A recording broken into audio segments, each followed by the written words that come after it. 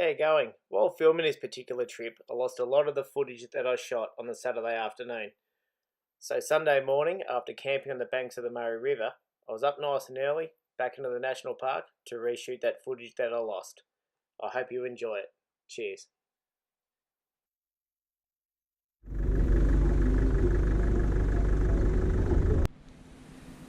Alright, good morning. So it's Sunday the 31st of March. Now I'm just about to pop the billy on there, have a cuppa, and I am going to shoot back into the Hattah National Park where the information centre is and have a drive around and get back that footage that I lost yesterday. So I'll be able to show you what's in that area.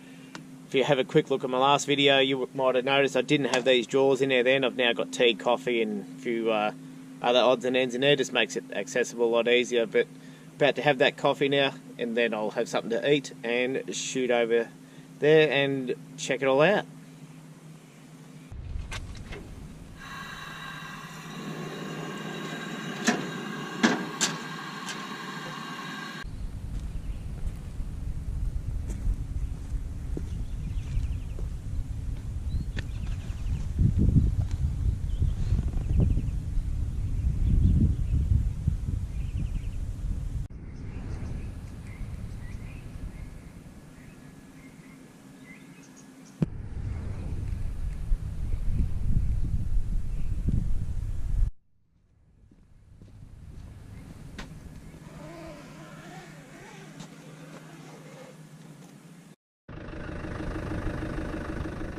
Camping along the Murray River offers endless camping opportunities. From sandbars to steep banks, river access can and does vary. The tracks adjacent to the Murray River can become very boggy and slippery even after only a small amount of rain.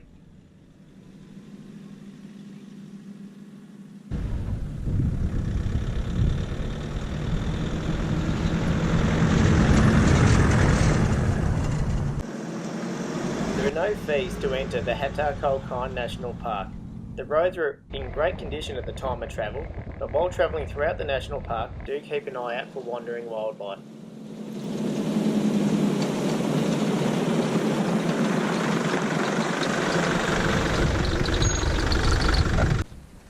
Okay, so I've just turned up at the Warepil Lookout. I have done a couple of lookouts around here before, but I'm just about to take the short walk up here.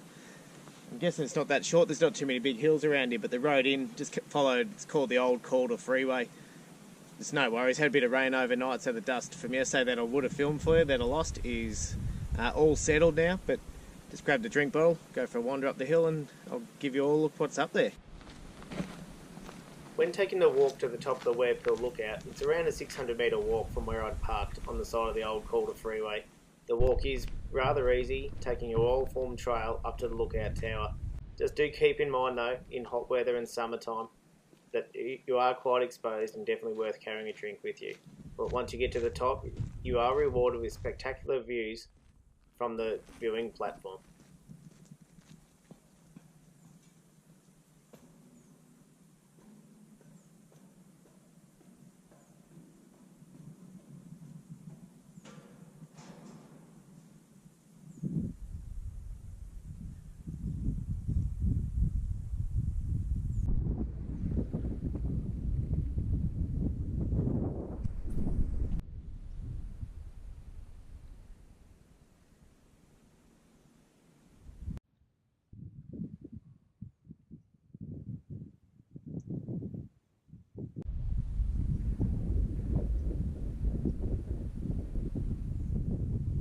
Firstly, apologies for the wind, but this lookout here is absolutely sensational. You don't even have to gain a whole heap of elevation to really appreciate what's around you here. There's vegetation as far as the eye can see. You can see a few tracks just heading in through the bush from here, but it really is well worth checking out. It's perfect weather this time of year as well for coming up to this area and checking out these sort of things. Not too many flies, it's not too hot. But it's an easy lookout to get to, but it is absolutely breathtaking up here. Yeah, get out here and check it out for yourselves. Webb Hill Lookout. Definitely one to put on your list if you're visiting the Hattah Kulkyne National Park.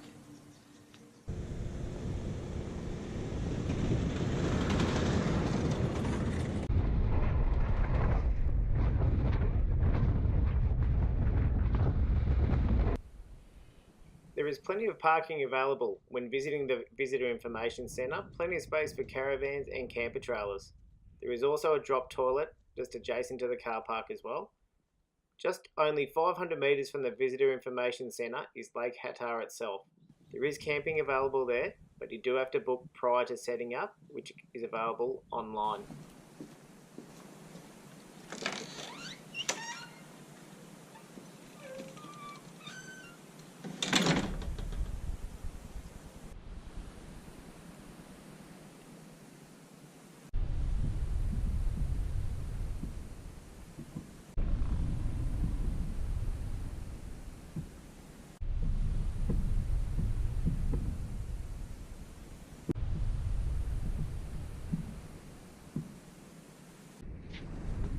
Okay, so I'm at the main Visitor Information Centre here. So what I've just done is just given you a quick look around inside, but if you're in the area, definitely drop in. It is spotless, it's clean, it's really nice inside. There's so many information boards inside for checking out what there is in place in the area to look after these areas for us all to come and enjoy.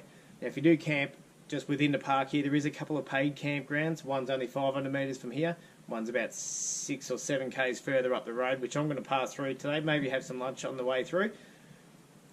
So I'm just going to jump in the patrol, head out that way and check it out, give you all a look.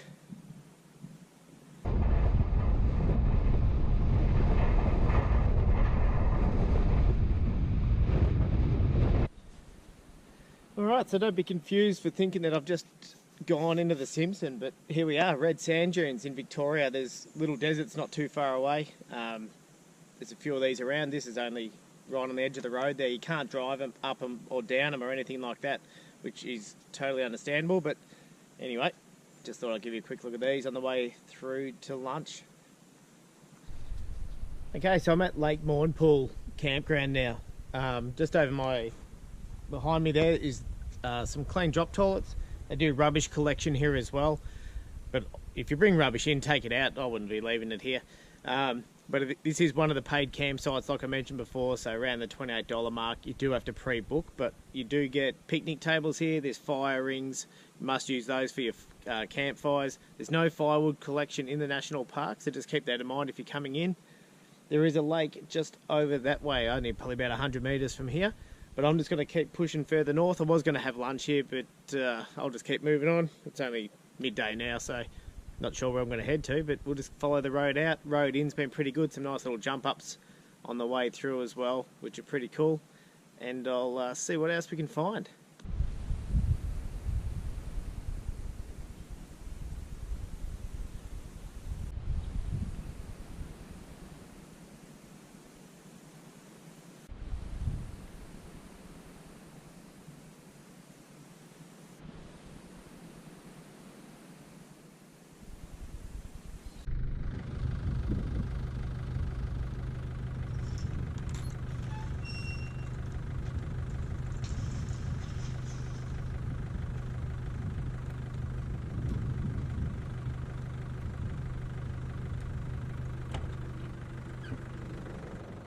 While travelling throughout the national park, there is a couple of tracks that do have gates on them, so please leave them as you find them. And the tracks are well signposted, with many tracks being for management vehicles only. Now, I'd only seen 1 or 2 other people throughout the day while I was there, and just as I closed the gate here, a guy on a motorbike come around the corner, timed it perfectly, opened the gate back up for him, let him through, and he continued on his way.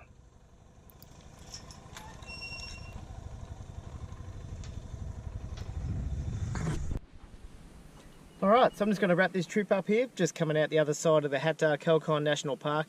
If you have liked what you've seen, feel free to click subscribe, give us a big thumbs up, and if you've got any questions, hit that comment section down below there and I'll try and answer them the best I can. There is lots of other driving around here as well. I've just done the main road through, showed you some of the campsites and a few of the little highlights, but there is plenty to see here. You could easily spend a few days to sit here camped, relaxed and checking out the sights. So thanks heaps for watching, and I'll see you all next time on one of our clips around what we get up to. Cheers.